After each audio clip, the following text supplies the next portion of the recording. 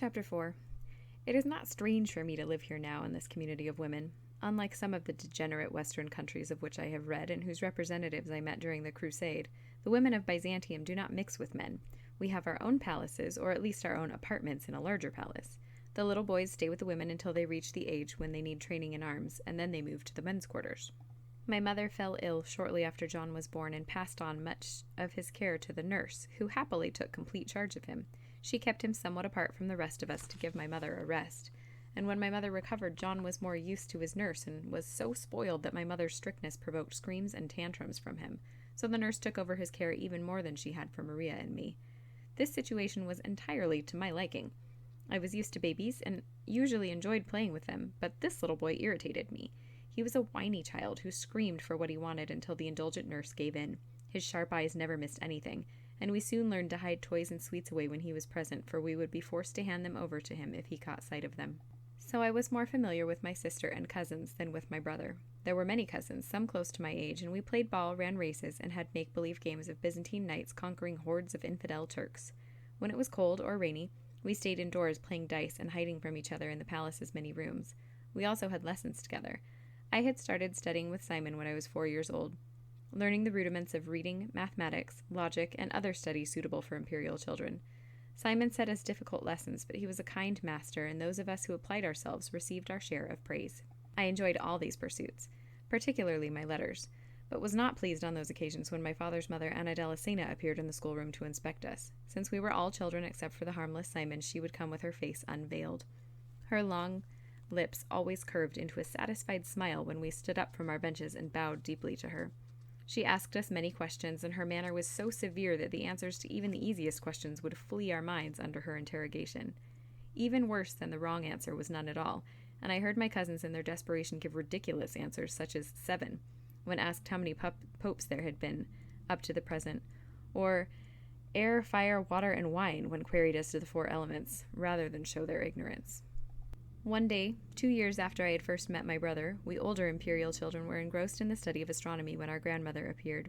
We had our backs to the door and knew of her arrival only when Simon stopped speaking in mid-sentence and prostrated himself on the floor. We all knew what that meant, and without looking around, leaped to our feet and bowed our heads as low as we could. Grandmother walked slowly into the room, her long robes swishing and her shoes clicking on the hard floor. We all stood still, scarcely daring to breathe. As she passed me, I glanced up under my eyelashes, expecting to see her back as she continued her inspection. Instead, I found that she had turned and was looking at me. My face burned when I realized that she had caught me acting less than respectful, and I was thankful that I had not inherited my mother's pearly skin as Maria had. Perhaps in the shadows she could not see how red I was turning, but I knew that punishment was sure to follow. I was the oldest, and was expected to set a good example for the younger children, and my grandmother often seemed to turn her wrath on me more than on the others. What would it be this time? A caning? Fasting on bread and water? Please, I prayed inwardly, do not make me kneel on the stone floor of the chapel during the afternoon rest. My knees ached as I remembered the cold roughness pressing into my bare skin just the month before, when I had been punished for not knowing the names of my paternal ancestors for 7 generations back. "Why do you look at me?" she demanded, her voice even. I knew that my grandmother admired boldness and that hesitation was a sin in her eyes, so I answered promptly, even though I hardly knew what I was saying. "I was hoping you had passed me and would find someone else to criticize," I said. She let out a snort that might have been laughter, except that her face did not change into a smile as my father's would have done. "Do you think I criticize too much?" she asked. "Yes," I answered. "You let pass faults in others that you punish in me." "And why do you think that is?" she persisted. Although I knew it would be better to answer immediately, I was afraid to tell the truth.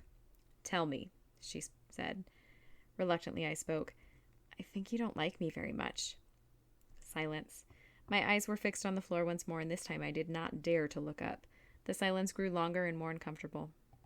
I heard my sister and cousins shift their weight as they grew tired of standing still. I wondered where Simon was, and if, like the rest of us, he had his face turned downward, or if he had the courage to watch what was happening. I resigned myself to at least a few hours on my knees, and perhaps no real food for a few days. Finally, I could bear it no longer. I raised first my eyes, then my chin, and found that my grandmother was looking me full in the face. Her expression was hard to read. Was it pity? Sorrow? And mixed with that, what? Triumph? Joy? "There, you are wrong," she said with an unexpected gentleness that startled me. "I treat you with more strictness because more is expected of you. Come." She strode back out the door she had entered, forcing me to sidle out from my bench and break into a trot as I went. I glanced back at Simon, knowing that I was breaking his cardinal rule of not cleaning my workspace before leaving, but what could I do?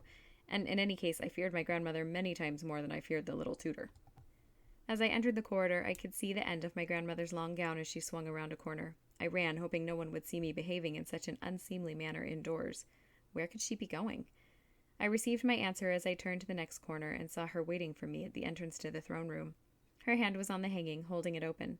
The guards on either side of the door were standing stiffly erect, although I was sure they must be wondering what was going on. "Come in," she said impatiently, as though she had been waiting for hours instead of seconds. I passed through the hanging and entered the vast hall. The throne room was dark, since the torches were lighted only when the emperor was present. The light that shone in the windows made strange patterns on the multicolored floor. It all looked dead somehow, without my parents and the attendants that accompanied them wherever they went. The two thrones stood side by side on the low platform, my father's with its ornate carving and rich gold ornamentation, and my mother's more simple but no less beautiful. They looked strange and oddly shaped when empty. Aside from my parents' seats in the banquet table, these were the only chairs with backs and arms that I had ever seen. "Come closer," my grandmother said. Hardly daring to breathe, I took a step forward, then another, expecting at any moment to see my father burst in and demand to know what I was doing here. I almost hoped he would. His anger was easy to bear, and it would free me from whatever it was my grandmother was planning. With an impatient sound, my grandmother reached out a hand and pulled me up the step to the thrones themselves. "There," she said. "There you see what awaits you." Puzzled, I looked more closely at the thrones. The sweet smell of cedar reached my nostrils and made me sneeze. Even in the dimness, the gold glinted, and the ornate carving cast complicated shadows. But I could not see what she meant about what awaited me. There were no words carved into the wood, and the designs were abstract geometric shapes, not scenes of any future life. "Sit down," commanded my grandmother. How could I? I was sure that if I so much as touched the wood, an earthquake would shake me to the depths of the earth, or lightning would strike through the window and sizzle me where I stood, or a giant eagle would seize me in its talons and bear me to hell. But as I hesitated, I saw her brows draw together and her face begin to scowl. Eager to do anything to avoid her anger, I walked to my mother's throne and moved to sit in it. "Not there," she snapped. "That throne is for the follower. It is for the Ducasse." She spat the last word with such venom that I shrank back, terrified. She must have seen how afraid I was, for she softened somewhat, and said in a milder tone, indicating the larger of the thrones, "You must sit here. You must sit where a Comnenus sits. See what a Comnenus sees. Think what a Comnenus thinks." My heart raced as I approached the imperial throne. I hesitated, swallowed, then said to myself what I imagined Simon would say to me if he were here. "Come, it is but a chair, and you have sat in many chairs." I stood on the footstool, grasped the throne's arms, covered in purple velvet, and pulled myself up, then sat and looked out over the throne room. The seat cushion that discreetly raised my father to nearly my mother's height was missing, and the hard wood felt cold on my body. I gripped the armrest to keep from slipping to the back. Why did it all look different?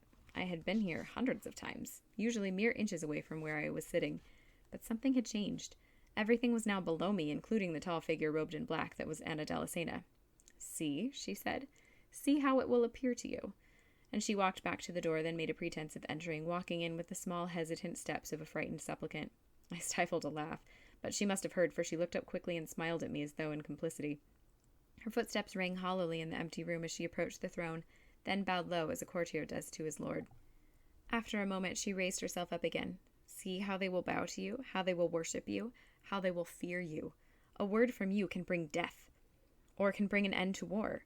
Your enemies will tremble, and your friends will tremble too, because they know how quickly the Empress's friendship can turn to enmity." Her voice was lulling me into a trance. I saw myself, looking like my father but for the beard, short and dark, yes, but who saw that when you sat on the imperial throne? I saw the heavy crown glitter on my head, the purple slippers on my feet being kissed by kings and princes. I saw my words starting wars and ending them. I saw great churches rise where I so commanded, and ships depart from port on my order. She stopped talking, and with the silence I woke from my reverie. I sat, a 7-year-old girl, on a throne that was so big for me that my feet did not even touch the purple cushion placed in front of it, to disguise how short my father's legs were. How could I ever learn what to do? The hugeness of the task terrified me. "But, grandmother," I said, my voice croaking. I cleared my throat and started again. "But, grandmother, I don't know how to do all those things." She came closer and bent down to me, her nose nearly meeting mine. I willed myself to hold still, to return her gaze without flinching. Suddenly she smiled. Not a joyous smile, but one I could surely read as triumphant this time. "But I do," she said.